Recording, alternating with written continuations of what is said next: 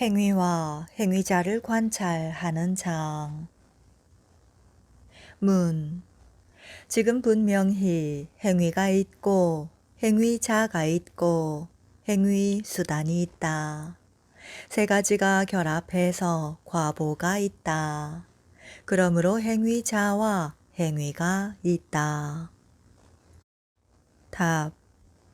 이제까지 매 장에서 모든 법을 타파했기 때문에 남아있는 법이 없다. 예를 들어 3상을 타파하는 경우를 보자.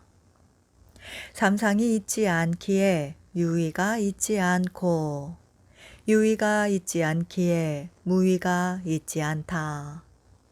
유의와 무의가 있지 않기에 모든 법이 있지 않다.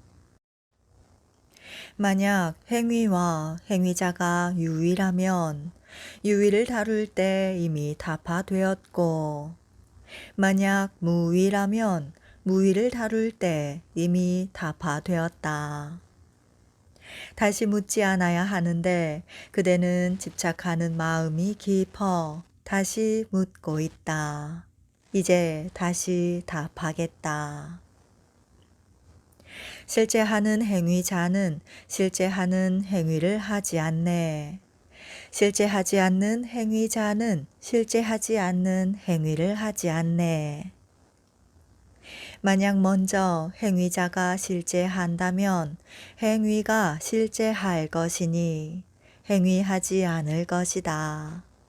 만약 먼저 행위자가 실제 하지 않는다면 행위가 실제 하지 않을 것이니 또한 행위하지 않을 것이다.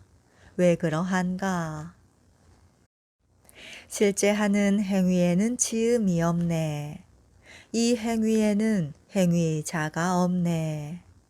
실제 하는 행위자에게는 지음이 없네. 행위자에게 또한 행위가 없네. 만약 먼저 행위가 실제한다면 다시 행위자가 있지 않을 것이다. 또 행위자 없이 행위가 있을 것이다. 그러나 이것은 옳지 않다. 만약 먼저 행위자가 실제한다면 다시 행위가 있지 않을 것이다. 또 행위 없이 행위자가 있을 것이다. 그러나 이것은 옳지 않다. 그러므로 실제하는 행위자와 실제하는 행위에는 지음이 있을 수 없다. 실제하지 않는 행위자와 실제하지 않는 행위에도 지음이 있을 수 없다. 왜 그러한가? 본래 있지 않기 때문이다.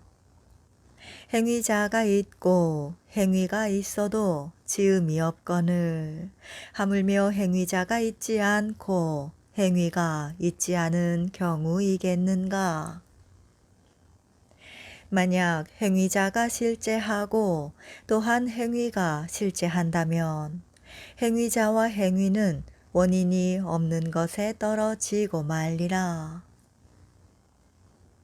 또 만약 먼저 행위자가 실제하고 행위가 실제하는데 그대가 행위자에게 지음이 있다고 말한다면 원인이 없는 것이 되리라. 행위를 떠나 행위자가 있고 행위자를 떠나 행위가 있는 것이니 인연에 의존해서 있는 것이 아니다. 문. 만약 인연에 의존하지 않고서 행위자가 있고 행위가 있다고 한다면 무슨 과실이 있는가? 답. 만약 원인이 없는 것에 떨어진다면 원인도 없고 결과도 없는 것이네. 지음이 없고 행위자가 없고 행위 수단이 없는 것이네. 만약 지음 등이 없다면 죄와 복이 없네. 죄와 복 등이 없으니 죄와 복의 과보도 없네. 만약 과보가 없다면 또한 열반도 없네. 모든 있을 수 있는 즈음이 모두 공허해서 결과가 없게 되네. 만약 원인이 없는 것에 떨어진다면 모든 법들은 원인이 없고 결과가 없는 것이 된다.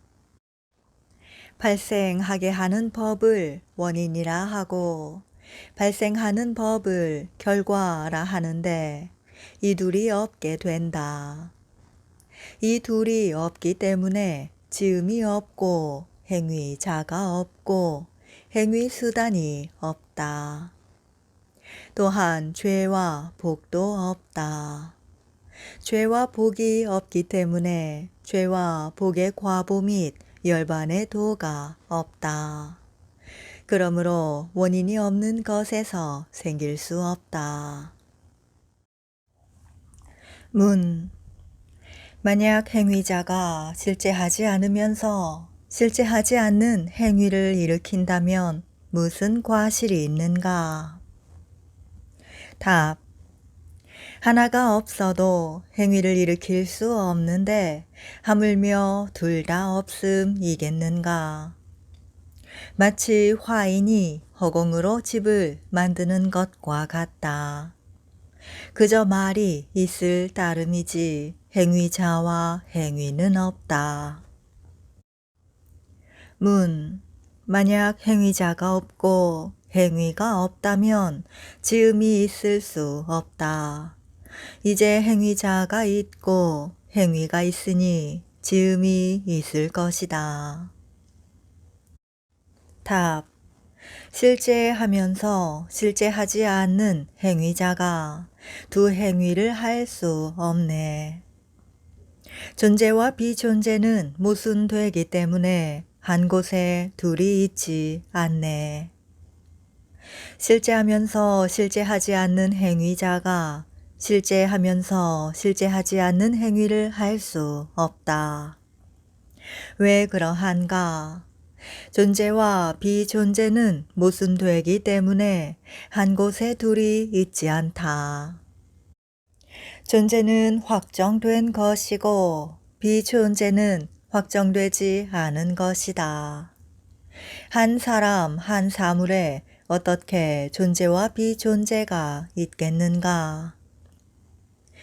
존재하는 행위자는 존재하지 않는 행위를 하지 않으며 존재하지 않는 행위자는 존재하는 행위를 하지 않네.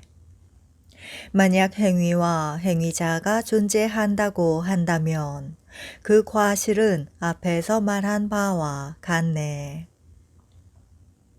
또 만약 행위자가 존재하는데 행위가 존재하지 않는다면 어떻게 지음이 있을 수 있겠는가?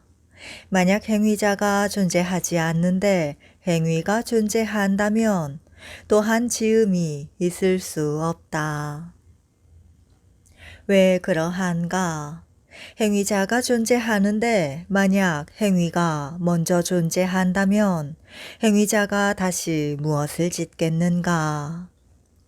만약 행위가 먼저 존재하지 않는다면 어떻게 지을 수 있을 것인가? 이와 같다면 죄와 복 등의 인연과 과보를 파괴하는 것이 된다. 그러므로 개성에서 존재하는 행위자는 존재하지 않는 행위를 하지 않으며 존재하지 않는 행위자는 존재하는 행위를 하지 않네. 만약 행위와 행위자가 있다고 한다면 그 과실은 앞에서 말한 바와 같네 라고 말한 것이다. 행위자는 실제 하는 행위를 하지 않네. 실제 하지 않는 행위도 하지 않네. 실제 하면서 실제 하지 않는 행위도 하지 않네. 그 과실은 앞에서 말한 바와 같네.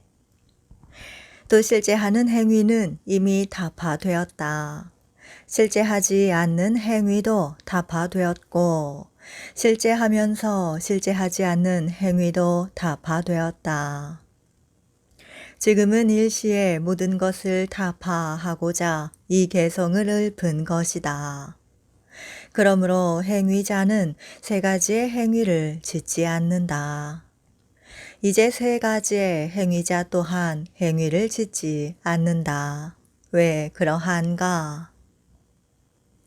행위자가 실제 하든 실제 하지 않든 실제 하면서 실제 하지 않든 행위를 하지 못하네. 그 과실은 앞에서 말한 바와 같네. 행위자가 실제 하든 실제 하지 않든 실제 하면서 실제 하지 않든 행위를 짓지 않는다. 왜 그러한가?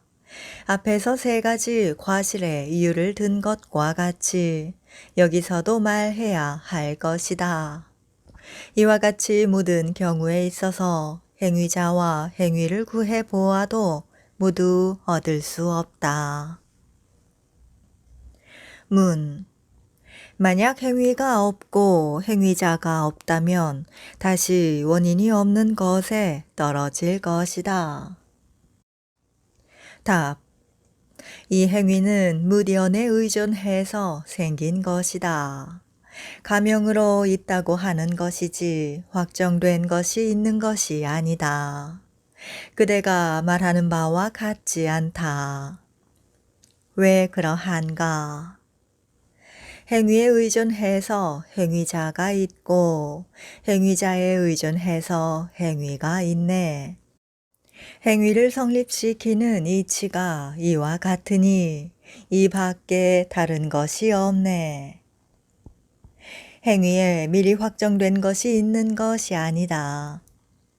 사람에 의존해서 행위를 일으키고 행위에 의존해서 행위자가 있다. 행위자 또한 확정된 것이 있는 것이 아니다. 행위에 의존해서 행위자라고 하는 것이다. 둘이 화합하기 때문에 행위와 행위자가 성립할 수 있는 것이다. 만약 화합에 의존해서 생긴 것이라면 자성이 없는 것이다. 자성이 없기에 공하고 공하기에 발생하는 것이 없는 것이다. 그저 범부가 기억하고 표상해서 분별하는 대로 행위가 있고 행위자가 있다고 말하는 것일 뿐이다. 제1의에는 행위가 있지 않고 행위자가 있지 않다. 행위와 행위자와 같이 쥐착과 쥐착하는 자도 타파되네. 그리고 모든 법들도 이와 같이 타파되네. 또 행위와 행위자는 서로 분리될 수 없으며 서로 분리되지 않기에 확정되지 않으며 확정된 것이 없기에 자성이 없는 것과 같이 쥐착과 쥐착하는 자도 이와 같다. 쥐착이란 오온의 몸을 말한다. 쥐착하는 자란 그러한 사람을 말한다. 이렇듯이 사람을 떠나 오온이 있지 않으며 오온을 떠나 사람이 있지 않으니 단지 무련에 의존해서 생기는 것일 따름이다. 쥐착과 쥐착하는 자와 같이 그 밖의 모든 법도 이와 같이 타파된다.